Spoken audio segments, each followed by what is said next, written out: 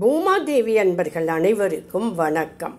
இந்த நாளும் இனி வரப்போகும் நாட்களும் அனைவருக்கும் இனிமையானதாக அமைய வாழ்த்துக்கள். இன்று நவராத்திரியின் 5ஆம் நாள். அன்னையின் அருளை வேண்டி 401 முதல் 500 வரை நாமங்களை துதிப்போம்.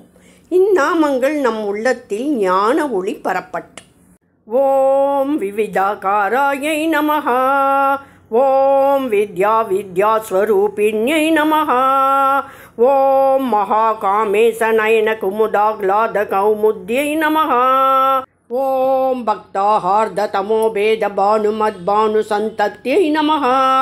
ஓம் சிவதூத்யை நமஹ. ஓம் சிவாராத்யாயை நமஹ. ஓம் சிவமூர்த்தியை நமஹ. ஓம் சிவங்கர்யை நமஹ. ஓம் சிவப்பிரியாயை நமஹ. ஓம் சிவபராயை நமஹ. ஓம் சிஷ்டேஷ்டாயை நமஹ. ஓம் சிஷ்டபூஜிதாயை நமஹ. ஓம் அப்ரமேயாயை நமஹ. ஓம் ஸ்வப்ரகாசாயை நமஹ. ஓம் மனோவாசாமகோச்சராயை நமஹ. ஓம் சிச்சக்தாயை நமஹ. ஓம் சேதனாரூபாயை நமஹ. ஓம் ஜடசக்தியை நமஹ. ஓம் ஜடாத்மிகாயை நமஹ. ஓம் காயத்ரியை நமஹ. ஓம் வியாஹ்ருத்யை நமஹ. ஓம் சந்தியாயை நமஹ. ஓம் த்விஜவ்ருந்த நிஷேவிதாயை நமஹ. ஓம் தத்வாசனாயை நமஹ. ஓம் தஸ்மை நமஹ. ஓம் துப்யம் நமஹ. ஓம் ஐயை நமஹ. ஓம் பஞ்சகோசாந்திரஸ்திதிதாயை நமஹ. ஓம் நிசீமமஹிம்னே நமஹ.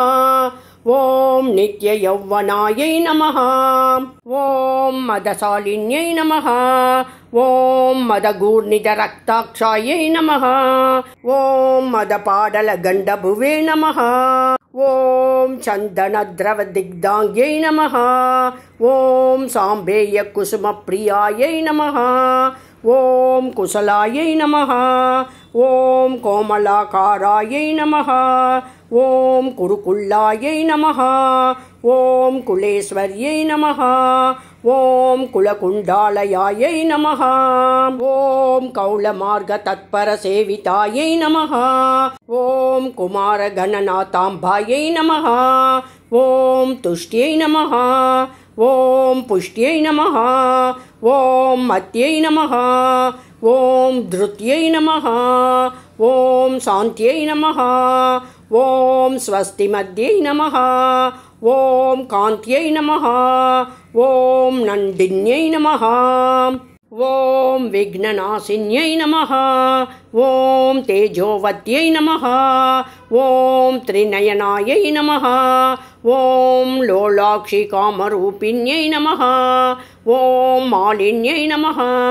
ஓம் ஹம்சின்யை நமஹ. ஓம் மாத்ரே நமஹ. ஓம் மலயாச்சலவாசின்யை நமஹ. ஓம் சுமுக்யை நமஹ. ஓம் நளின்யை நமஹ. ஓம் சுப்ருவே நமஹ. ஓம் சோபனாயை நமஹ. ஓம் சுரநாயிகாயை நமஹ. ஓம் காலகண்ட்யை நமஹ. ஓம் காந்திமத்யை நமஹ. ஓம் சோபின்யை நமஹ. ஓம் சூக்ஷ்மரூபிண்யை நமஹ. ஓம் வஜ்ரேஸ்வரியை நமஹ. ஓம் வாமதேவ்யை நமஹ. ஓம் வயோவஸ்தா விவர்ஜிதாயை நமஹ. ஓம் சித்தேஸ்வர்யை நமஹ. ஓம் சித்தவித்யாயை நமஹ. ஓம் சித்தமாத்ரே நமஹ. ஓம் யசஸ்வின்யை நமஹ. ஓம் விசுத்திசக்கரநிலையாயை நமஹ. ஓம் ஆரக்தவர்ணாயை நமஹ. ஓம் திரிலோச்சனாயை நமஹ. ஓம் கட்வாங்காதிப்ரகரணாயை நமஹ. ஓம் வதனைகசமன்விதாயை நமஹ. ஓம் பாயசான்னப்ரியாயை நமஹ. ஓம் த்வக்ஸ்தாயை நமஹ. ஓம் பசுலோகபயங்கர்யை நமஹ. ஓம் அம்ருதாதி மகாசக்தி சம்வృతాயை நமஹ. ஓம் டாகினீஸ்வர்யை நமஹ. ஓம் அநாகதாப்ஜநிலையாயை நமஹ. ஓம் ஷியாமாபாயை நமஹ. ஓம் மதனத்வயாயை நமஹ. ஓம் தம்ஸ்ரோஜ்வலாயை நமஹ. ஓம் அக்ஷமாலாதிதராயை நமஹ. ஓம் ருதிரசம்ஸ்திதாயை நமஹ. ஓம் காலராத்திர்யாதி சக்த்யௌ கவ்ருதாயை நமஹ.